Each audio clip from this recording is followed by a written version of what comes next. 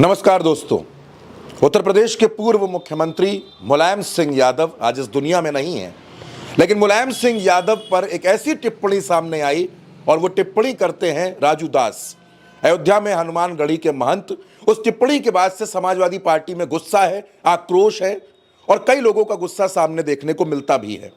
राजू दास ने ऐसा क्या कुछ कह दिया है जिस पर भूचाल आ गया है, जिस पर प्रदर्शन हो रहे हैं, नाराजगी जाहिर की जा रही है, क्या कुछ चल रहा है और राजू दास का यह बयान आखिर किसका नुकसान करने वाला है, इन तमाम बातों को समझेंगे। उत्तर प्रदेश की राजनीति में ये क्या चल रहा है ये भी जानेंगे। हमारे साथ भरत जी मौजूद हैं। भरत जी हमें इस मसले पर बताएंगे। भरत जी, पहली बात तो बड़ी अशोभनीय टिप्पणी राजू दास की तरफ से मुलायम सिंह यादव पर हुई। समाजवादी पार्टी के कार्यकर्ता सड़कों पर नजर आ रहे हैं, नाराजगी है। सबसे पहले आप इसे किस तरीके से देखते हैं? पूर्व मुख्यमंत्री के बारे में इस तरीके की बातचीत कही गई है, ये बेहद निंदनीय है, अशोभनीय है और उनके लिए अशोभनीय है जो भगवान हनुमान जी की गद्दी को देख रहे हैं, संभाल रहे हैं। हनुमानगढ़ी के कर्ता धर्ता हैं राजू दास। राजू दास ने एग्जैक्ट क्या कहा, जब उनको लिखते हुए शर्म नहीं आई तो हमको बताते हुए भी नहीं आनी चाहिए। स्वर्गीय मुलायम सिंह जी यादव के लिए राजू दास ने कहा कि उनकी जो मूर्ति लगी हुई है मेले के भीतर, कुंभ के भीतर एक मूर्ति लगी हुई है, उस मूर्ति को लेकर कहा कि अगर आप कुंभ मेले जा रहे हैं तो इस कठमुल्ले के ऊपर ज़रूर करके जाएं। ये एक संत की भाषा है। अब इसके बाद राजू दास का विरोध हो रहा है और सारी चीज़ें हो रही हैं। योगी आदित्यनाथ राजू दास से मिलते हैं। राजू दास, चलिए ठीक है, राजू दास बड़ बोले हैं, बहुत चीज़ें छपने दिखने और इस सब के लिए बोलते हैं। अपनी महंत की जो छवि है उनके लिए कोई मायने नहीं रखती।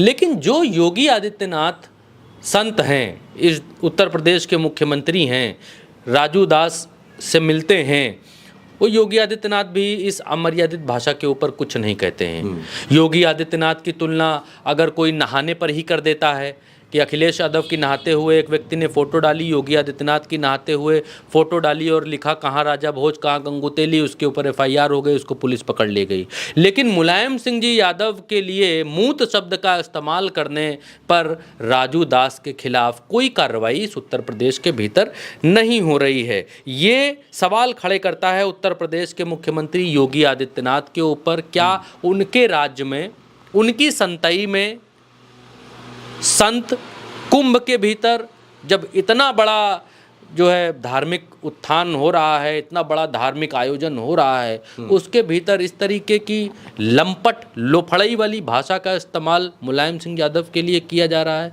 मुलायम सिंह यादव के लिए सिर्फ इसलिए आप इस भाषा का इस्तेमाल कर रहे हैं क्योंकि उनके कार्यकाल में बाबरी मस्जिद वाला जो मसला था उसमें लॉ एंड ऑर्डर को कंट्रोल करने के लिए गोलियां चली, सिर्फ इसलिए।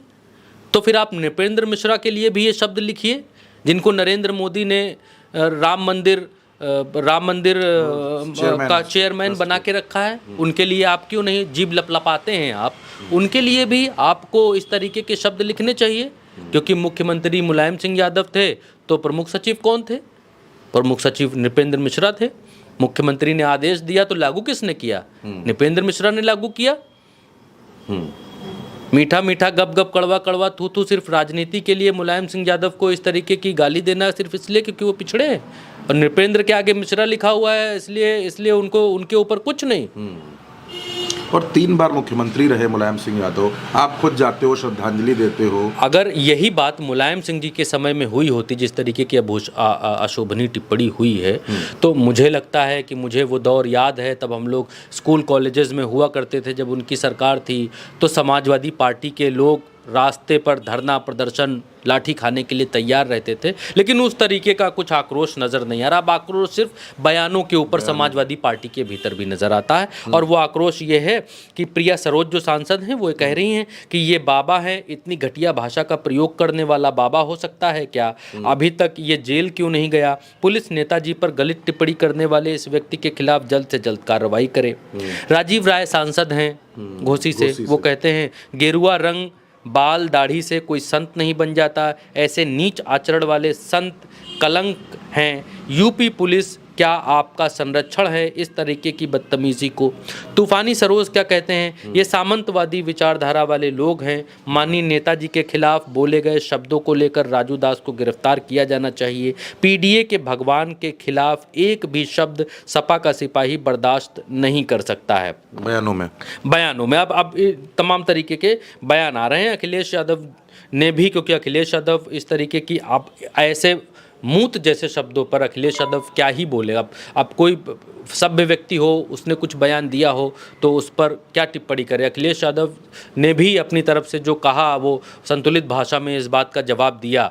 लेकिन ये जो एक नई तरीके की परिपाटी जन्म ले रही है कि एक समय था जब समाजवादी पार्टी के नेताओं को या महापुरुषों को जो समाजवाद से जुड़े रहे हैं उनको गाली बर्दाश्त समाजवादी नहीं करते थे, लेकिन अब एक धीरे धीरे सहनशीलता आती हुई दिखाई दे रही है। और आज हमने देखा कि लखनऊ में कुछ 3 जाबाज जो कार्यकर्ता हैं समाजवादी पार्टी की, वो प्रदर्शन कर रही थीं विधानसभा के सामने और उनको पुलिस गिरफ्तार करके ले गई। अब इनकी जगह पर अब महिलाएं प्रदर्शन कर रही हैं तो पुरुष कहाँ गायब हैं? सवाल ये भी है। अगर सवाल ये है कि राजू दास ने इतनी गंदी, नीच, घटिया भाषा का इस्तेमाल मुलायम सिंह जी यादव के लिए किया और समाजवादी पार्टी की 3 महिलाएं प्रदर्शन कर रही हैं, मैं लखनऊ की बात कर रहा हूं, अलग अलग जगहों पर प्रदर्शन हो रहे हैं, कहीं राजू दास का पुतला जलाया गया है, कहीं पर ऐसी छुटपुट प्रदर्शन होते हुए हमने देखे हैं। पवन पांडे का भी बयान हमने देखा जिसमें उन्होंने राजू दास को आड़े हाथों लिया है।